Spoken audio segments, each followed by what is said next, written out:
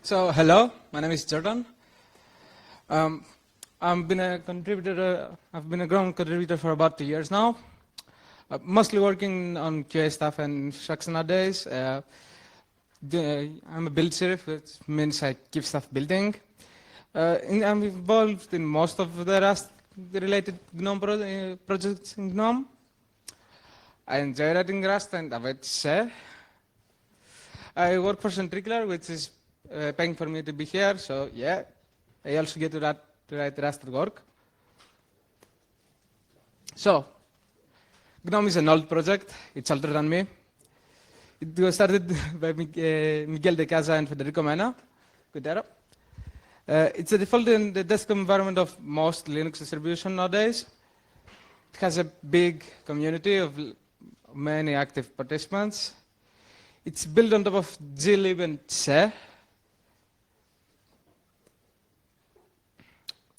So glib is a cross-platform shell library.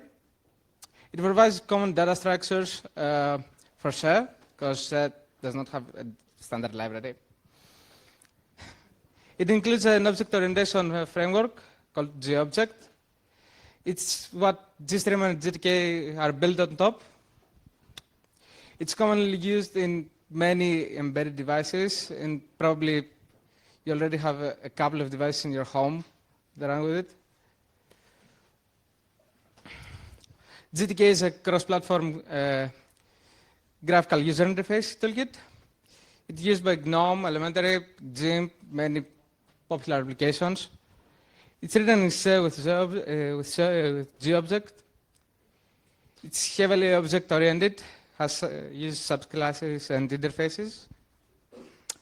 It has hierarchy-based widgets, and it uses callbacks for single handling. It also has a CSS styling engine. It provides a couple of platform integration APIs. It's built on top of glib.io, which is like the library for handling input and output in glib. ATK, which is an accessibility library, Caro, and Pango. It has bindings for many languages. There is a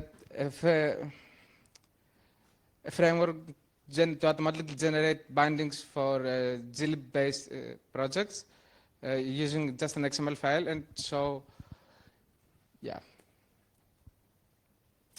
So GStreamer is a cross-platform multimedia framework. It's pipeline-based, which is heavily multi-threaded. It's written in C with GObject, but it's not tied at any way to GTK. It has good Windows and macOS support, where GTK is like more of Linux toolkit nowadays. Your TV also probably is using GStreamer for media decoding and coding. It also has bindings for many languages. GStreamer is not an alternative to FFmpeg. You can make a use of it. It's not a media player or playback library. It's not a coder protocol library. It's not a transcoding tool, and it's not a streaming server. But it can be used to build all of those. So, LibRSVG is the first major library that got Rust code involved. It's used by GNOME, GTK, GIMP, and Wikimedia. It was originally written as part of GIL by Ralph Ergien. GIL is an acronym for GNOME Illustrator program, which later evolved into Sodipod, and now it's Inkscape. It's about 20 years old, so there's a lot of old C code there. It was unmaintained for a while. It had a couple of CV issues.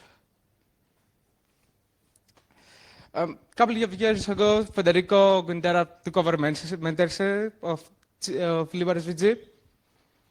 After a while, getting fed up with the CVs, he decided to gradually port the library to Rust. It's not a rewrite, it's a gradual port. It aims for ABI and API compatibility. And it has achieved that to this day still. So in 2017, in December, the last say-only version of LibreFG was released. In a couple months, there will be the next version 2.46, which includes all the functionality that the library uses to render an SVG. It's implemented in Rust and only Rust. The only thing that's left is the say headers and say API. It has an active community nowadays around it, and it's actively developed again. Federico, Paolo, and Ivan made it possible to port a huge chunk of it to Rust, and it's now one less library. So, LibreFG still has a say API and say header files. To this end, GNOME class was started to be developed. It's meant to, in order to interface with the glib and gobject libraries, you need a CFFI, which means you need a safe code. Also, subclassing GTK and GTK stuff in general is known to have a lot of boilerplate. GNOME class is meant to to allow you to both write syntax like if it was a higher level language like Python, but also automatically generate the unsafe code that you will need in order to interface with GObject directly. It's like Vala, which was a transpiled language that compiled into C, but it instead targets the Rust AST. So you get to write safe code without boilerplate and get all the GObject functionality.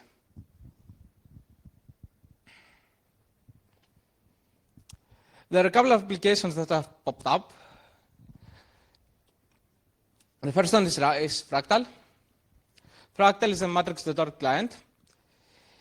It's a big application, and it was an experiment for the most part. It was written before many of the nice things were stabilized, like shared derive and deserialize. So the code base is not as pretty nor easy to work with yet. There's a huge effort on refactoring it. It has a quite active community, which is like, it's amazing because like all these new people that come up, that have popped out, are like, came up from a Rust community before. They had nothing to do with GNOME. It's nice. It was started by Daniel Garcia as a side project, mostly to learn Rust. GNOME Podcast is a podcast client. It was my excuse to learn Rust.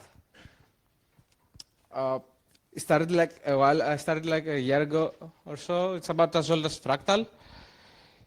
It was a nice way to get to learn Rust and mess with the GTK a bit.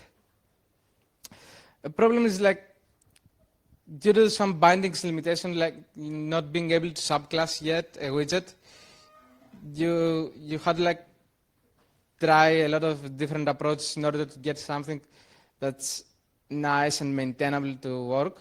So the code base was rewritten a couple of times in order to make it easier to be maintainable. It has a multi-threaded and concurrent parser indexer of RSS, which is like, a year ago I had no idea what any of these words would mean. And now it's not only implemented in a few, it was not only implemented in a few weeks, it's also memory safe. It's just crazy. So, these are two old apps, but they are getting rewritten in Rust. They're not going to be gradually ported because it's not as easy. Unlike with LibreFG, it's not as easy to gradually port applications because you can't. Due to a couple of issues with both subclassing and the packaging system, you can't just write widgets in Rust and have them called while you port your app. So both of those apps are getting rewritten from scratch. They're both third-party apps developed independent of GNOME, which is nice to see that Rust is getting adopted not only by GNOME, but also the wider community that just targets GNOME as the platform they want to run on.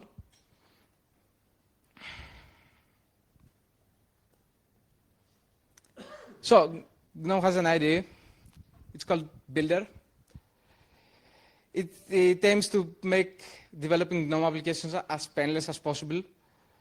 You need like 3 clicks to go from from cloning a repository to have the application running and be able to modify it and run, and actually have the application, the modified instance running.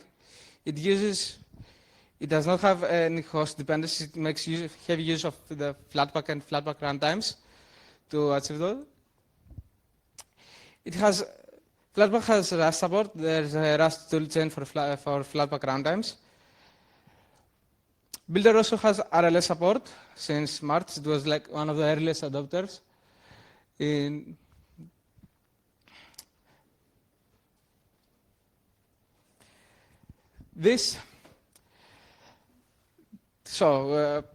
briefly talked about Flatpak before.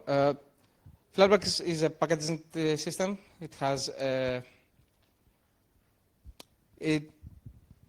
package system that's meant to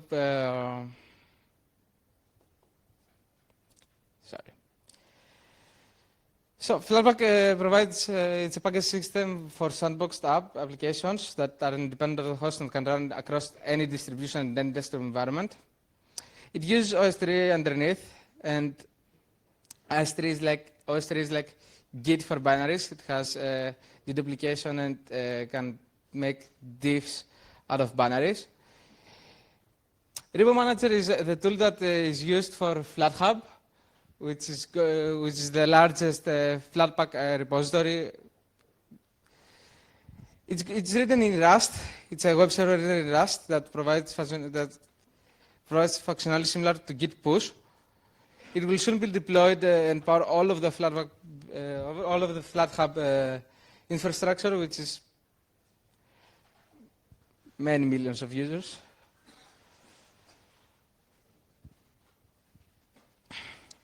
So, oops, there's a slide missing. Oh, found it. So, Cargo is wonderful, but it's not a build system, sadly. Not at least one in the traditional sense. You usually need to distribute more than just a binary or just a .so file.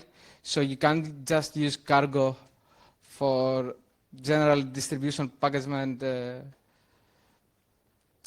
Neither Autotools nor Meson have an easy way to support Cargo, which results in really ugly hacks with weird shell scripts and going way out of what the build system would allow. Like you can do out of 3 builds with due to some packaging issues.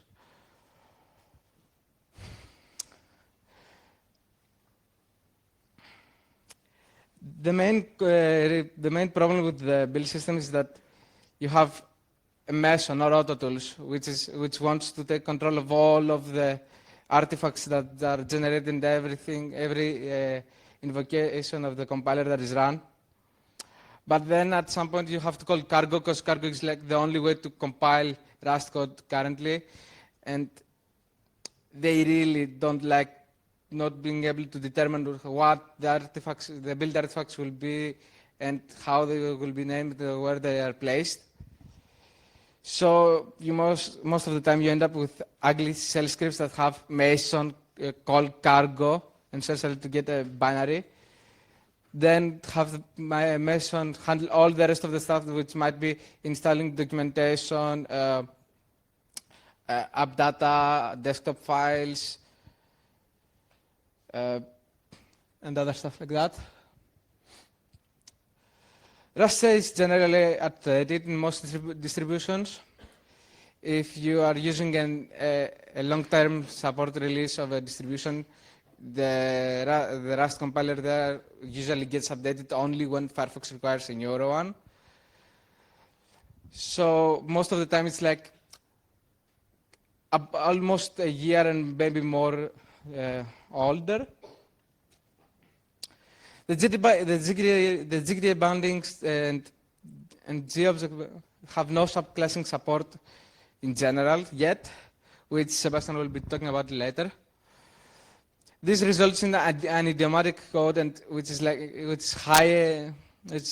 a higher maintenance cost than usual idiomatic code, and it will need to be rewritten at some point currently to once subclassing available, so it will be a bit better. This is also the reason that Rust is not yet recommended, or we have any kind of templates for writing GTK applications, because the code that you will need to write today will have many workarounds, limitations of subclassing of the bindings, which at some point you will have to throw away in a couple of months.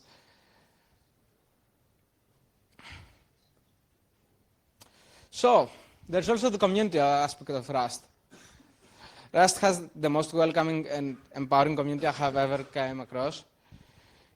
Everybody wants you to succeed. Everybody is there to help you. Everybody is super friendly. Rust also has a beginners program, Rust beginners channel, which is probably misspelled there. GNOME also has a newcomers experience. There was also a GNOME newcomers workshop an hour ago. But it's not as nice as the Rust one. You just drop on the Rust channel and everybody answers your questions in 5 minutes and helps you even more. GNOME sadly doesn't have the manpower to do it. We try as much as we can, but it could get a lot better, and it's something to look forward into.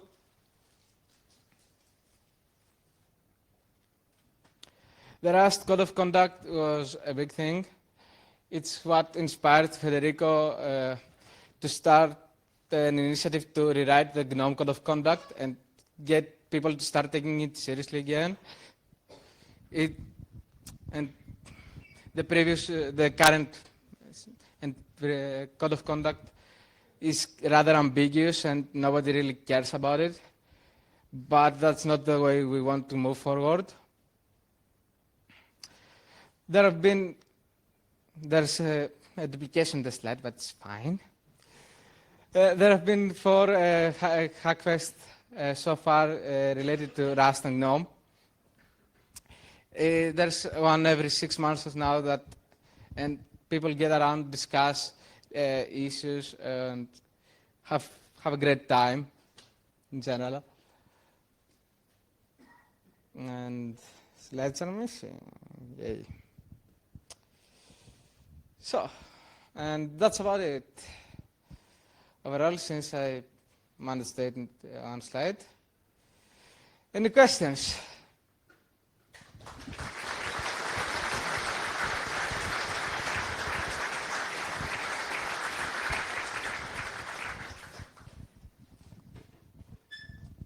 Yes.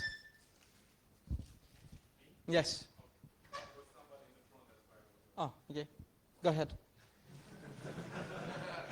Okay, quick question then. How does it compare between writing code in Rust and Vala?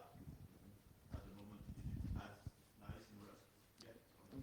So the question is, how does Vala compares to Rust when it comes to the development experience in writing the code? So the process with Vala is far smoother because there's all the integration in place already.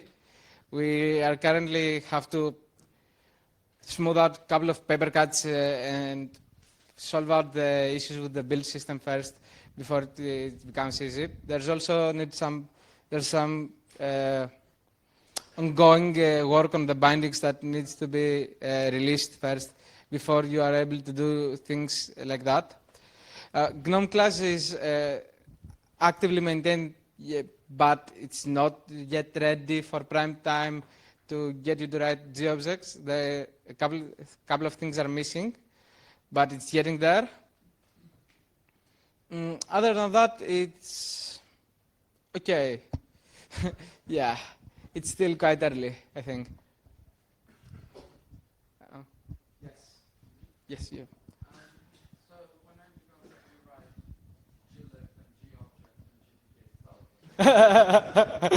So the question is when, if glib, object, and JDK will be rewritten in Rust. You probably want to ask. I don't think there is any chance of this happening, but you probably want to ask actual glib and JDK developers, and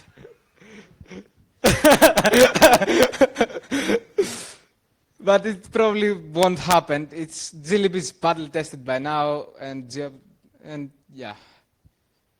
So yes, in the back.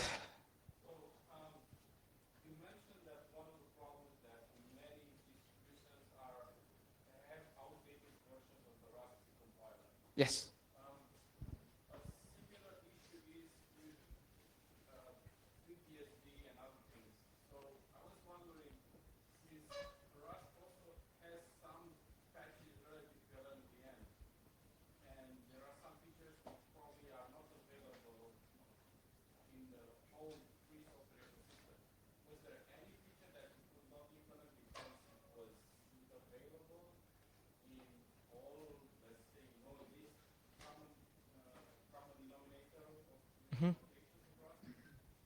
So the question was, there are, the couple of distributions have adopted Rust C compilers, and that's a similar case for BSD as well.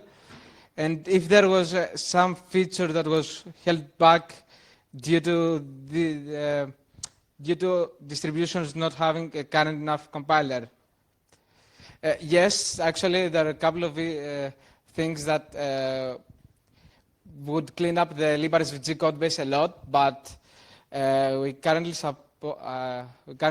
support the latest long-term releases that have that, and it's like we support currently, I think, Rust 1.28. So we always try to not bump the version increment, the minimum version requirement without any good reason, but sometimes you have to avoid, we can't avoid it because create underneath us just bumps it to, and needs Rust 2018 or so. So yeah. Yes, in the back.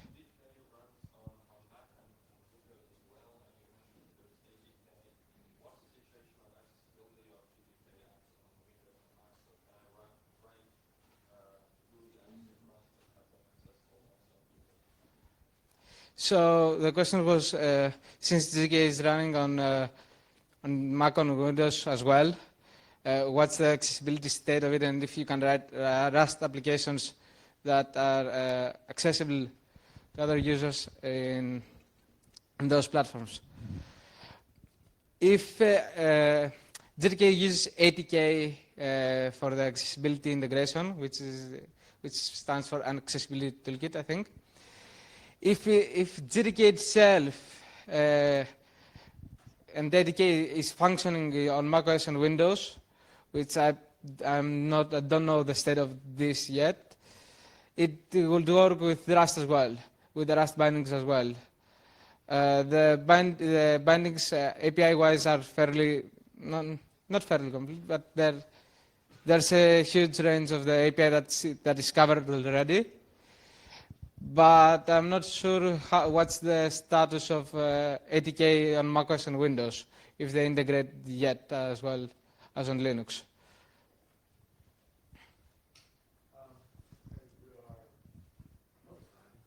Okay. Thank you.